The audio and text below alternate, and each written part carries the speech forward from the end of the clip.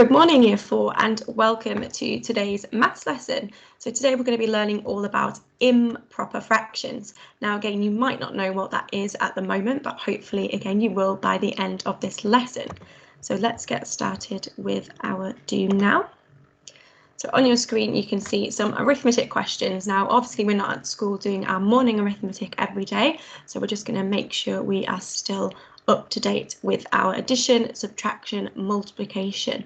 So you can have a go at questions 1 to 5, and then if you're feeling like you want a bit more of a challenge, there are some questions on this side as well that are a bit trickier. So pause the video, have a go, and come back when you're ready. Okay, fantastic. Hopefully you've had a go at those. I'm just going to pop the answers up on the screen. So again, you may want to pause the video so you can mark those and then press play when you're ready to continue. Okay, hopefully you did well on those and you've not forgotten all of your arithmetic skills. We will keep practicing. So today, as we said, we're going to be looking at recognising and writing improper fractions. So let's just recap our keywords. So we have numerator, denominator, whole, which we should be really confident with now because we've had those in all of our lessons so far about fractions. And then we looked at mixed numbers yesterday, which we'll recap in a moment. Today we're going to be looking at improper fractions. Okay, mixed numbers. So a mixed number, as we looked at yesterday, is when you have a whole and a fraction together. So I have one whole and 1/3. One whole and 1/3. Remember, my 1 is how many parts are left over, and 3 is telling me how many parts there are in one whole. So it's not 1, 2, 3, 4 parts. There are 3 parts in one of the wholes. So 1 and 1/3. So today we're going to look at improper fractions. So this is when the numerator, the number on top, is greater than or equal to the denominator.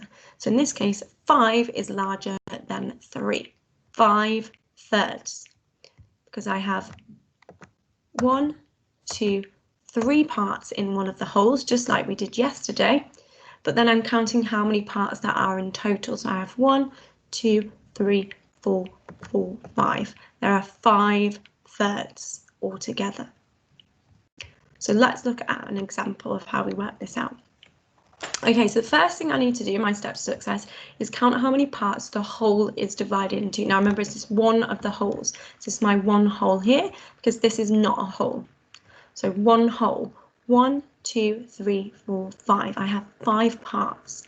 So I'm in fifths, it is broken up into. So this is going to be my denominator, 5.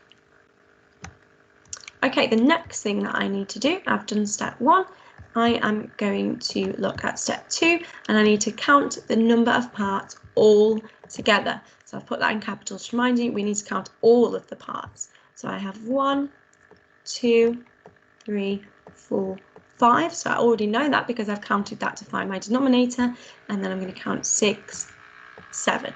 So in total, I have 7 parts all together, 7/5, because my whole is in 5 parts. Okay, let's look at another example. Okay, so again, I'm going to count how many parts the whole is divided into. So can you count how many parts there are in a whole? 2, 3, 4, 5, 6. Fantastic, hopefully you got 6. And this needs to go in my numerator or denominator. It's on the denominator, that's telling me how many parts. So 6 is on the bottom there. So the next thing I need to do is count how many parts there are all together. So I've counted 6 here, so I'm going to carry on 7, 8, 9, and 10. So that goes on the numerator, so there are 10/6 altogether. Okay, let's look at one more example. So first up, I need to count how many parts there are in a whole. So can you count how many parts are in a whole for me? Okay, let's have a look. So I have 1, 2, 3, 4, 5, 6 again. So remember, I'm only counting one of the wholes, so I don't count this one. So I'm not going to have 12 as my denominator. I'm just counting one of the wholes. So 6 goes on the bottom there. And then I need to count how many parts there are all together. So if I've got 6 here, 7, 8, 9, 10, 11, 12, 13, 14. So in total, I have 14 6. So you can count it how I just did, or once you've found what's in one, I can know that's 6, add 6, add 2. So 6 add 6 is 12 plus 2 equals 14. So there's some quicker ways you might do that as well. Okay, you should have your sheet from your home learning, which looks like this. So what I would like to do is go away and have a go just at the use section first. So if you choose to do band 1, they are already there for you. You just need to match the picture to the correct answer. Obviously, if it's not printed out, then you can just write the answers out in your book. And then for band 2 and 3, you're just doing the same for this section. You have 1, 2, 3, 4, 5, 6 questions there, and then 7 to 10 there. You need to just write what it is representing in a improper fraction. So when you pause, you've got your steps to success on the screen there. If you do need to have a look again, go back and have a look at the examples. Come back when you're ready. Make sure you've marked your work and you're confident to move on. Okay, off you go. Okay, hopefully you've had a go at that. Again, make sure you've marked it and you've got it correct and you're feeling confident before you move on. So we're going to look at fractions on a number line now. So we have obviously looked at mixed numbers and we've also looked at some smaller fractions on number lines. So we should be feeling a bit more confident with number lines now. We're going to look at improper fractions today. So my number line goes from 0 all the way up to 3. So before I can start to label it, remember as we looked at yesterday, I need to think about how many parts it's broken into. So let's just check. I have 1, 2, 3, 4 parts.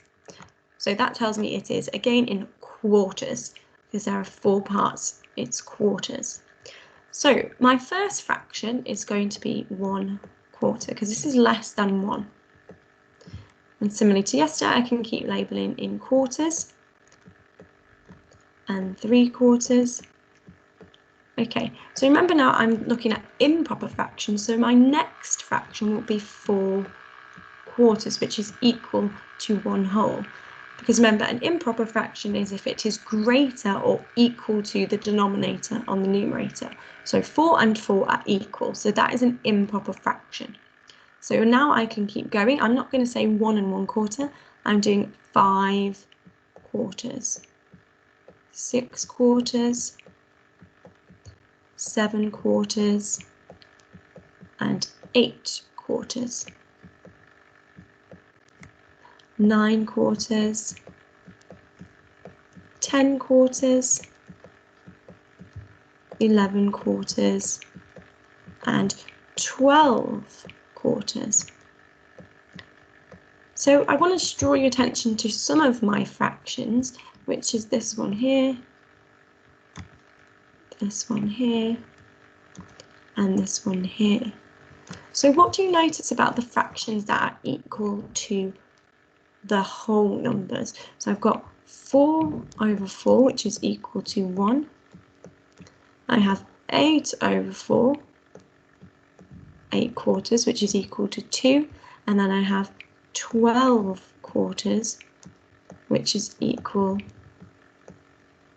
to 3/2. What do you notice about those numbers? Hopefully you can see a pattern on the numerator, 4, 8, 12. If there are 4/4 in one whole, there are 8/4 in 2 wholes. There are 12/4 in 3 wholes. 1 times 4, 2 times 4, 3 times 4. So how many quarters do we think are going to be in 4 wholes? Fantastic. 4 times 4, the next one on my pattern would be 16. In 5 wholes, there would be 4 times 5 is 20. So you can start to see the patterns with my whole numbers as well.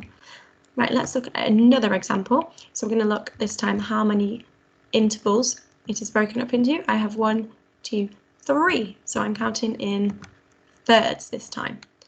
So I'm going to start with my normal fractions here. I have 1/3. Oh, made a silly mistake again there. 2/3 and 3/3 this time. 4/3, 5/3 and 6/3. Hopefully you're counting with me at home.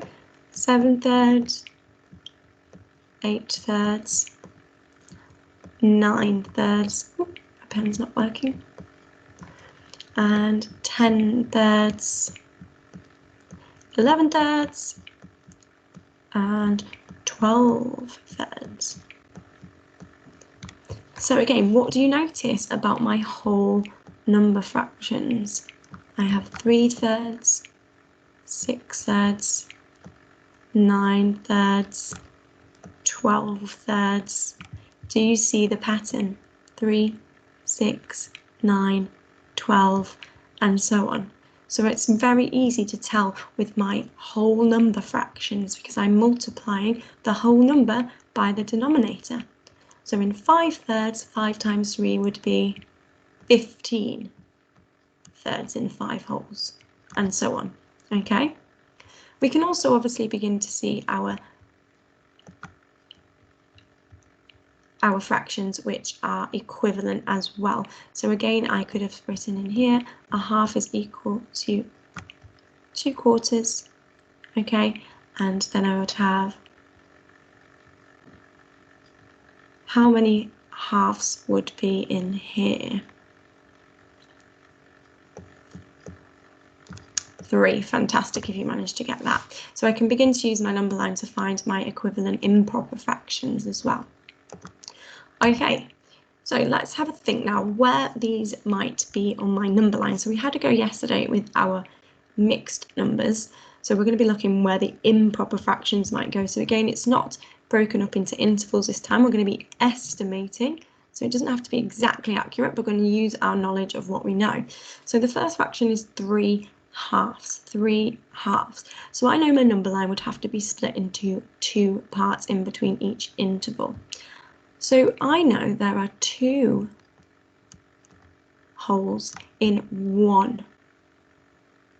So another 1 to add on to that would take me to here. So I would have 1, 2, 3 halves. So I know that 3 halves is going to be in between my number line here, between 1 and 2. It's going to be halfway. Okay. Let's have a look at another example. So I've got halves again, 5 halves. So again, I know that 2 over 2 is 1 whole, and I know that 4 over 2 would be 2 wholes. So I know it's got to be greater than 2 because it's 5. It's 1 more half than 2 wholes. So I'm just going to count that from the beginning. I've got 1 half, 2 halves, 3 halves, 4 halves, 5 halves. So I know it's got to be in the middle of 2 and 3 there. Okay, let's look at another example. So this time I have quarters. So I'm going to imagine each one is broken up into 4. So first of all, I want to think how many quarters are in 1 whole. In 1 whole, there would be 2, 3, 4. Fantastic. Hopefully you've got 4 quarters. So I know it's going to be bigger than 1. Okay. What about in 2 wholes? How many quarters would be in 2 wholes? I would have 4, 8.